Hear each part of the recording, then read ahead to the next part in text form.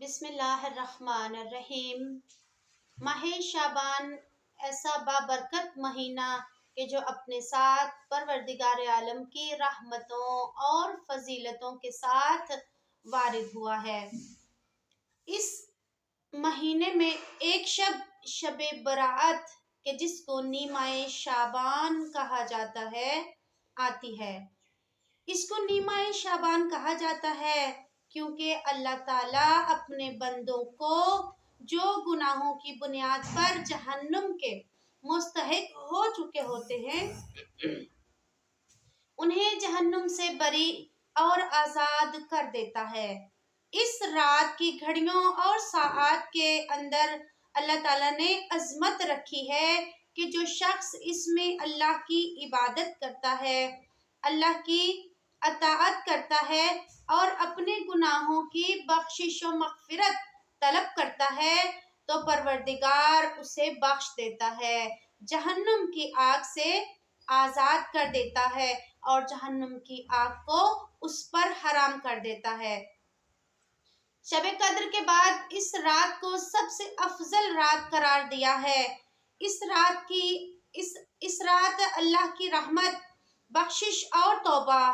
اور نعمتوں کے دروازے کھلے ہوتے ہیں۔ شب برأت اللہ کا خاص لطف و کرم ہے۔ شب نیمہ شعبان، شب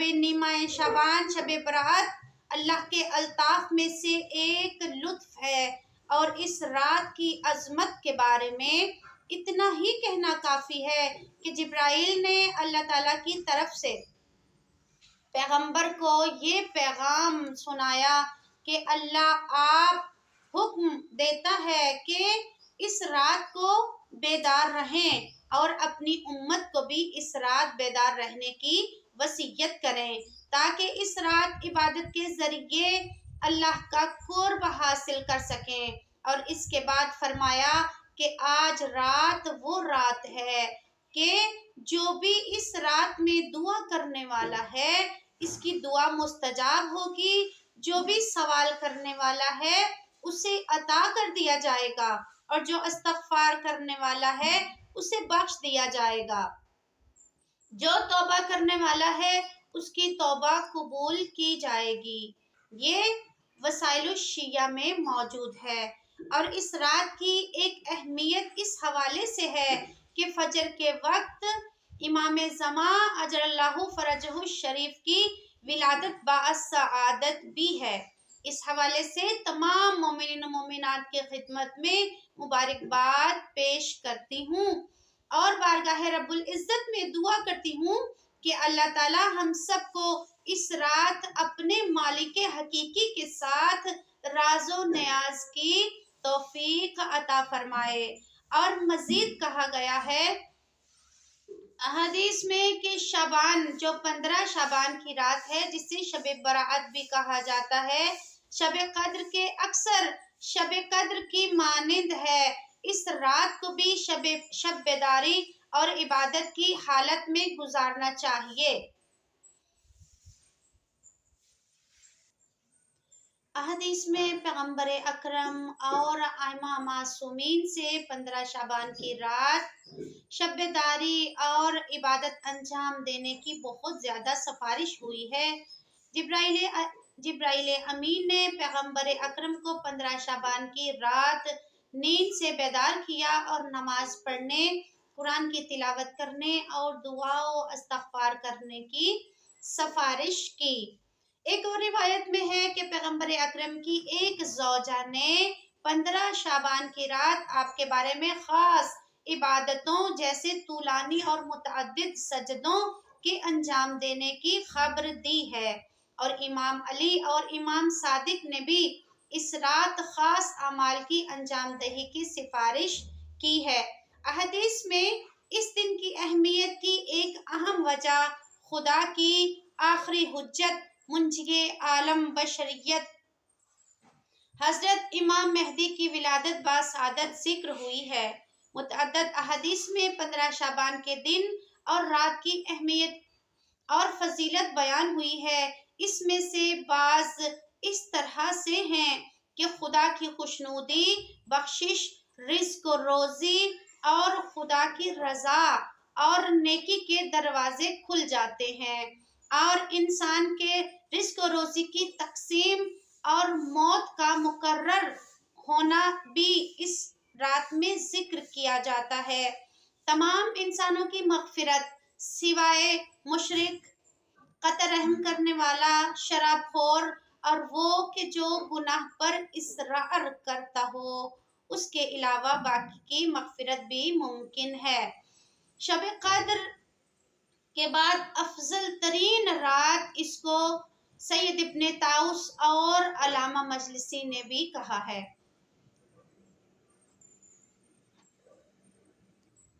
شب نیمہ شعبان المعظم کے اعمال، عبادات اور اہم پیغامات۔ 15ویں شعبان کے رات کے اعمال، امام باقر اور امام جعفر صادق اللہم صلی علی محمد و آل محمد سے روایت ہے کہ آج کی رات ہر جائز خواہش کو پورا کرنے کا وعدہ کیا گیا ہے۔ اس میں 100 مرتبہ پڑھنا چاہیے، سبحان اللہ والحمد للہ ولا الہ الا اللہ واللہ اکبر، اور اس میں غسل کرنا چاہیے، اس سوچ کے ساتھ، اس تصور کے ساتھ اپنے دل کو اس طرح متوجہ کر کے پروردگار عالم کی طرف اور اپنے گناہوں کا دل میں اقرار کرتے ہوئے کہ بار الہ، یہ جو میں غسل کر رہی ہوں یا کر رہا ہوں، اس کو میں اپنے گناہوں کو دھونے کی نیت سے کر رہا ہوں کہ پروردگار مجھے جو پچھلے گناہ ہیں ان کی معافی عطا فرمائے اور آئندہ سے بھی گناہوں سے دور رہنے کی توفیق عطا فرمائے۔ قربتاً اللہ جو غسل ہے وہ ہوگا 100 مرتبہ استغفر اللہ ربی و اتوب الیہ، اس طرح توجہ کے ساتھ پڑھا جائے کہ اپنے گناہوں کا ذہن اور قلب میں تصور ہو، اور اپنی عاجزی اور نیاز مندی کو ذہن میں رکھتے ہوئے، وہ تصور کرتے ہوئے کہ پروردگار میں حقیر ترین، پست ترین اور تیرے ذلیل ترین گناہگار بندی ہونے کے باوجود تو نے مجھے یہ توفیق دی کہ تیرا ذکر کروں اور تیرے سامنے حاضر ہو سکوں۔ بس اپنے گناہوں کو مد نظر رکھتے ہوئے، گناہوں سے مغفرت اور دوری چاہتے ہوئے استغفر اللہ ربی و اتوب الیہ 100 مرتبہ پڑھنا چاہیے۔ اس کے بعد زیارت امام حسین، اگرچہ ایک مختصر سلام کے طور پر ہو کہ انسان چھت پر یا بلند مقام پر یا کھلے آسمان تلے کھڑا ہو جائے اور پھر روضہ امام حسین کی طرف رخ کرے،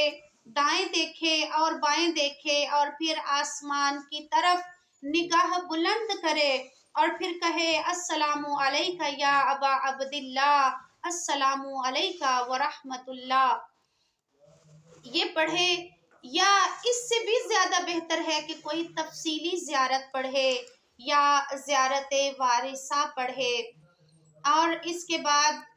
نماز جعفر طیار جو نہایت اہم اور نہایت مؤثر ہے،